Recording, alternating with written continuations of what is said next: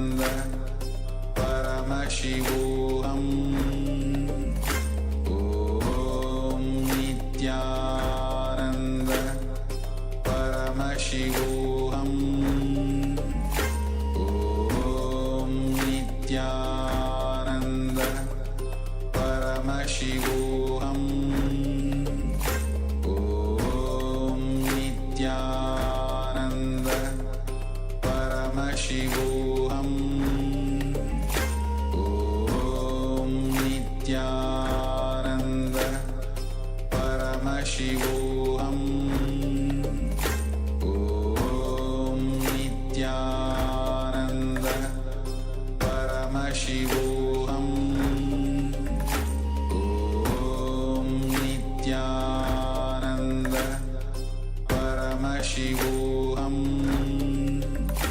Om Nityananda Paramashivoham Om Nityananda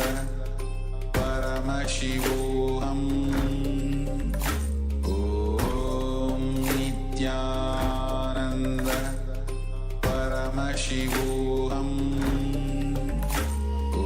Om Nityananda Paramashivoham Om Nityananda Paramashivoham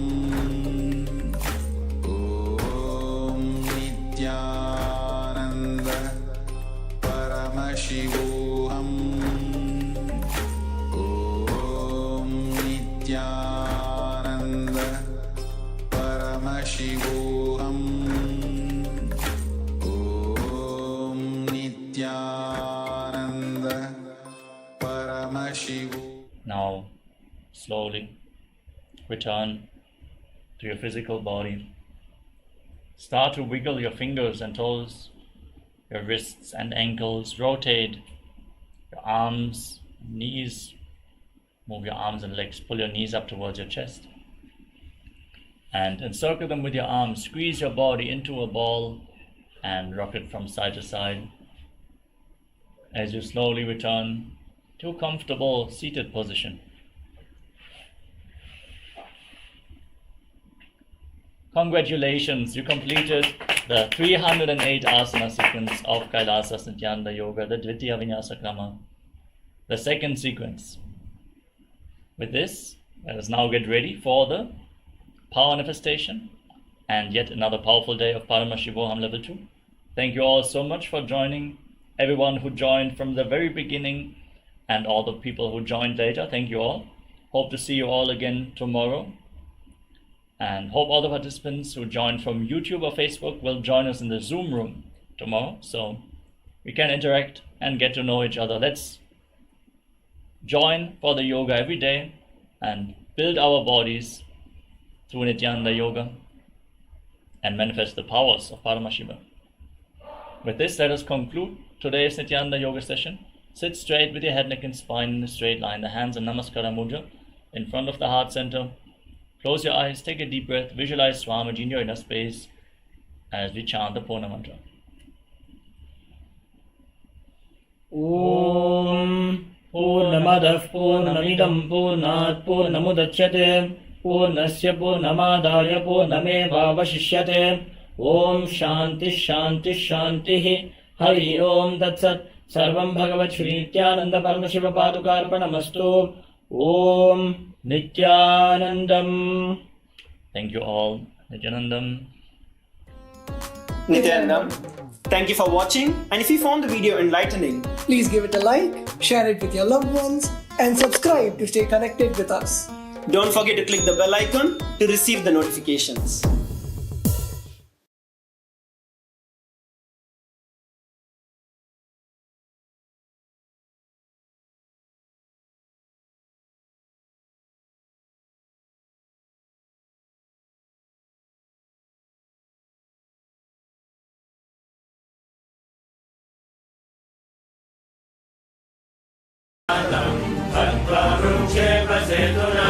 निर्विकल्पं मनकृत्वा सर्वोत्य सर्वगोत्तमः तया भूयाशु मूर्धातं हन्त्वा वृक्षेपसेतुना निर्विकल्पं मनकृत्वा सर्वोत्य सर्वगोत्तमः.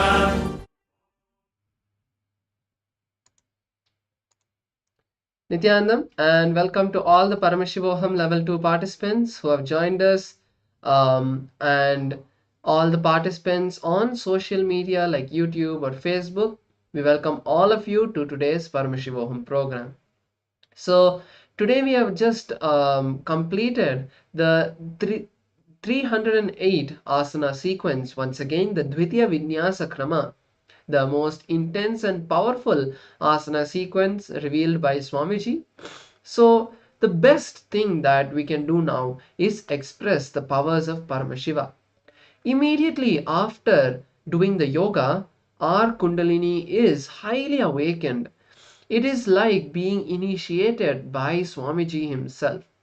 So Swamiji says always when we awaken the Kundalini, the first thing you should do after that is manifest the powers. Because that is what is going to bolt the experience inside you. The Kundalini awakening that you experience during the yoga and during the darshan, that experience has to be bolted inside us. That energy has to be bolted inside us. So when we manifest the powers of Paramashiva, we can manifest. When we manifest the powers of Paramashiva, we can bolt that Kundalini awakening inside us. So let us get ready to manifest the powers of Paramashiva. We are going to be manifesting the power of third eye blindfold reading, where we are going to be seeing small phrases today with our eyes closed. All of us will have a breakthrough because we have all been blessed by Swamiji and initiated. So let us now enter today's power manifestation with the Shastra Pramana. The Shastra Pramana is the scriptural reference, the most authentic source of how to manifest these powers, the technique to manifest these powers. We chant the Shastra Pramana. One is to remember that these powers have been given to us by Paramashiva thousands of years ago. It is not something new that the humanity is experiencing.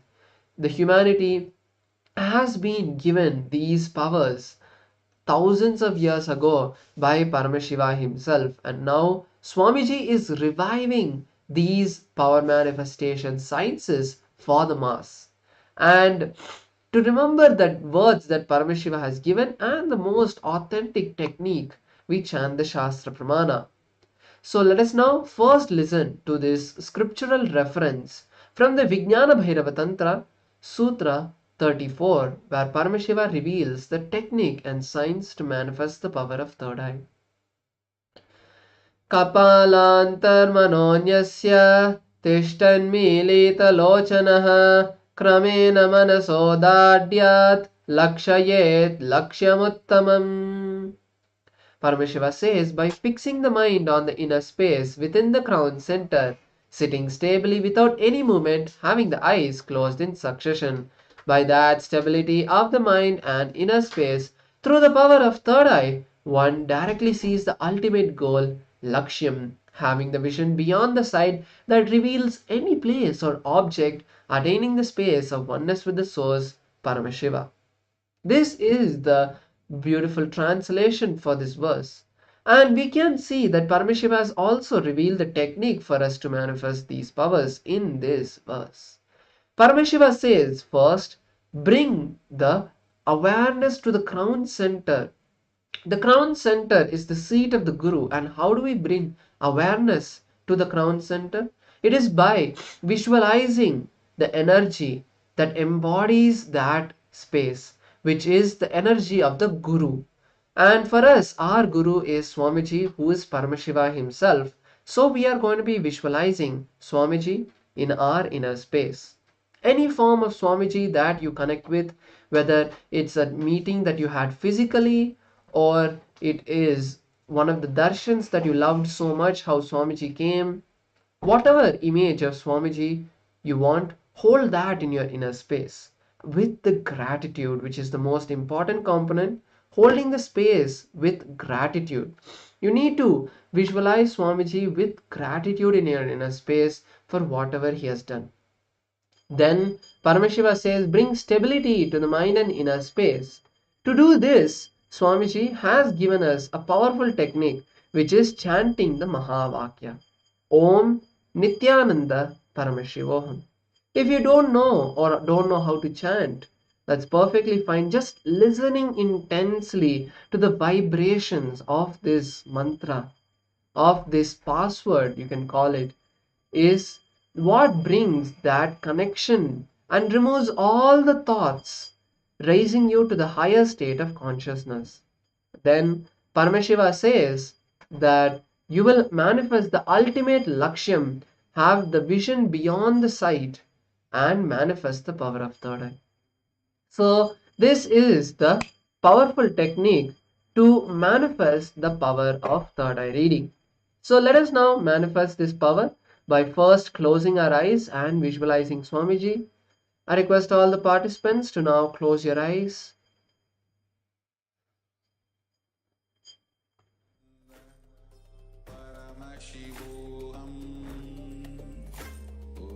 All of you can close your eyes now and be seated.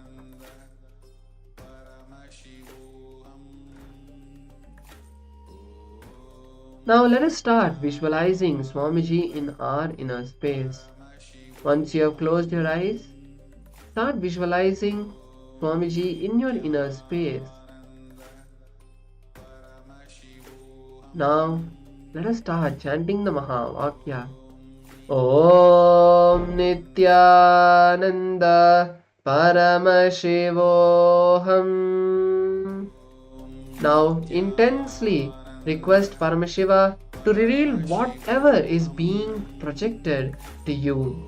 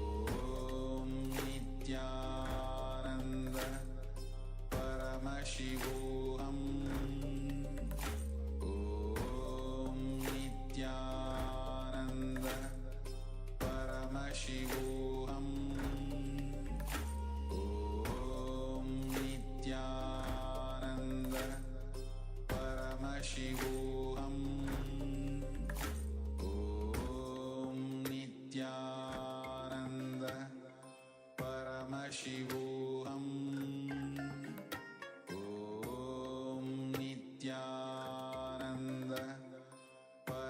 Paramashivoham Om Nityananda Paramashivoham Om Nityananda Paramashivoham